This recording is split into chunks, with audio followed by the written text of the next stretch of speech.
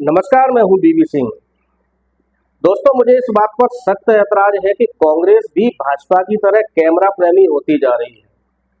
कांग्रेस भूल जाती है कि मोदी युग में चाहे संवैधानिक संस्थाएं हों या सरकारी कैमरे, केवल और केवल एक चेहरे को पहचानते हैं। उस चेहरे को जो अविनाशी है, अजय है और अनंत है।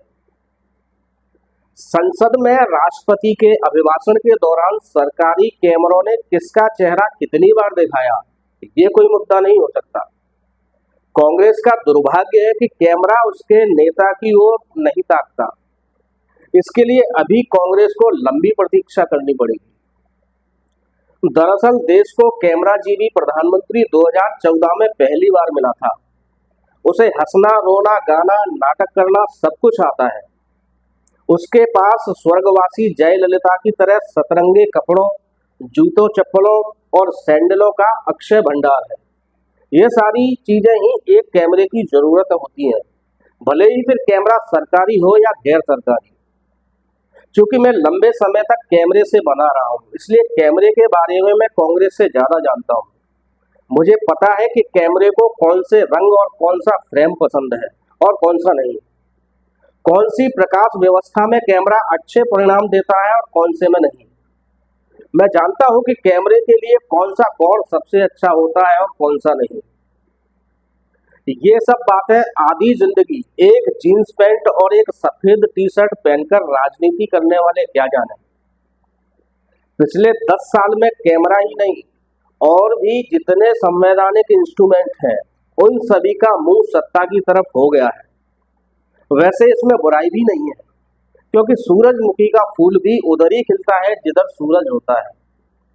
फिर कैमरा तो कैमरा ही ठहरा।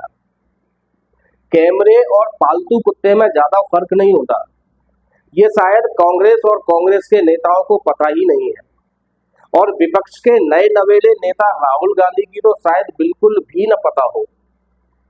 राहुल गांधी संसदीय अनुभव में भले ही माननीयों से ज्यादा वरिष्ठ हो, लेकिन सत्ता सुख भोगने में तो शून्य है।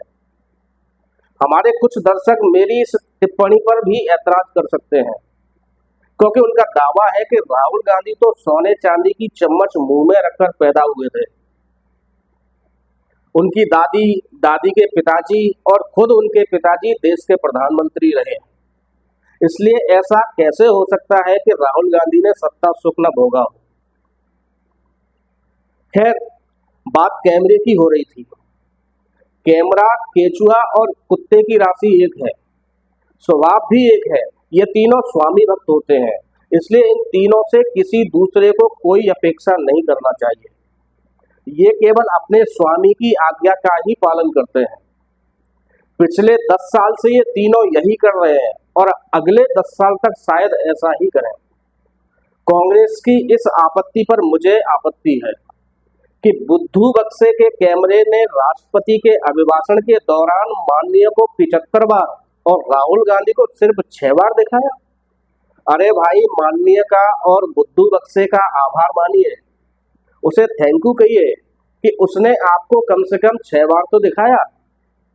मान लीजिए यदि वो एक बार भी नहीं दिखाता तो आप क्या उखाड़ लेते। माननीय राष्ट्रपति ने ही लोकसभा अध्यक्ष को उनके चुने जाने पर बधाई दी, और आपको विपक्ष का नेता चुने जाने पर बधाई नहीं दी, तो क्या आप राष्ट्रपति के खिलाफ महाभियोग प्रस्ताव सदन में लेकर आएंगे? शायद नहीं। इसलिए कांग्रेस ये गिनती करना छोड़ दे कि बुद्धू बक्से के कैमरे ने किस चेहरे को या किस दल को कितनी बार दिखाया। लोकसभा और राज्यसभा के अतरंग चित्रों को दिखाने का दायित्व बुद्धू बक्से पर है। वो ही गोदी मीडिया के बाकी के चैनलों को ये दृश्य प्रसाद की तरह बांटा है।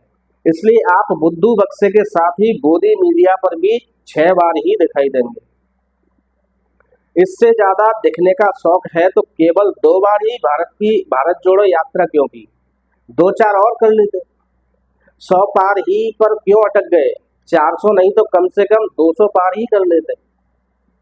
लेकिन कांग्रेस ने ये सब नहीं किया, तो अब रोने से क्या फायदा। कैमरे कांग्रेस पर या कांग्रेस के नेताओं पर रहम नहीं खाने वाले। रहम तो सरकार भी नहीं खाने वाली।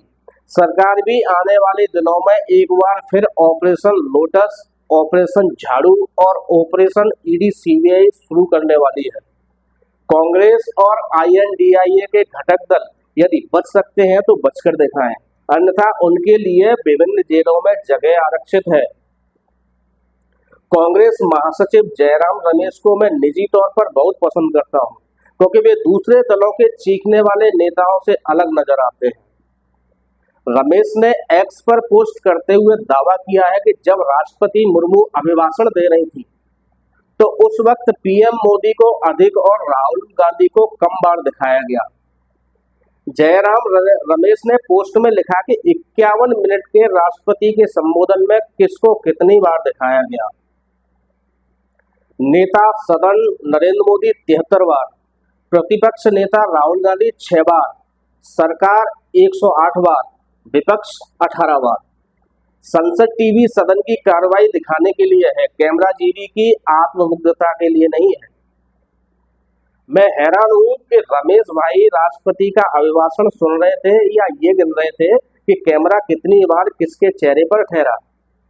वैसे ये काम भी कठिन है।